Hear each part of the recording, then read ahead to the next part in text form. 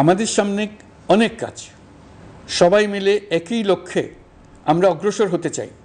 আমাদের মধ্যে, বিশেষ করে আমাদের নতুন প্রজন্মের মধ্যে যে সুপ্ত প্রতিভা লুকিয়ে আছে, সেটা যেন বিনা বাধায় রাষ্ট্রের এবং সমাজের সহযোগিতায় প্রকাশ করতে পারি, সেই সুযোগের কাঠামো তৈরি করতে চাই।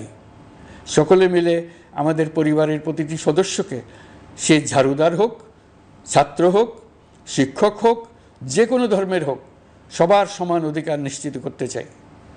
এই হলো আমাদের সংস্কারের মূল লক্ষ্য। আসুন ছাত্র শ্রমিক জনতার এই বিপ্লবের লক্ষ্যকে আমরা দ্রুত বাস্তবায়ন করি।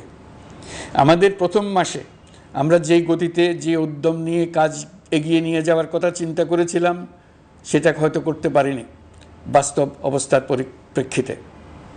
দেশের আইনশৃঙ্খলা পরিস্থিতি স্বাভাবিক রাখা গেলে আশা করি আমরা আমাদের গতি অনেক বাড়াতে পারব। এই জন্য দেশের সকল মানুষের কাছে, শিক্ষক, ছাত্রছাত্রী, কৃষক, শ্রমিক, পেশাজীবী, বড় ব্যবসায়ী, ক্ষুদ্র ব্যবসায়ী, দিনমজুর, গৃহিণী, সকলের সহযোগিতা চেয়েছি। আমাদের কাজ বড় কঠিন, কিন্তু জাতি হিসেবে এবার ব্যর্থ হওয়ার কোনো অবকাশ আমাদের নেই। আমাদেরকে সফল হতেই হবে। এই সাফল্য আপনাদের কারণেই আসবে, আপনার সহযোগিতার কারণেই আসবে। আমাদের কাজ হবে আপনার আমার স্বপ্নকে বাস্তবে রূপায়িত করা। এখন আমরা আমাদের দ্বিতীয় মাস শুরু করছি।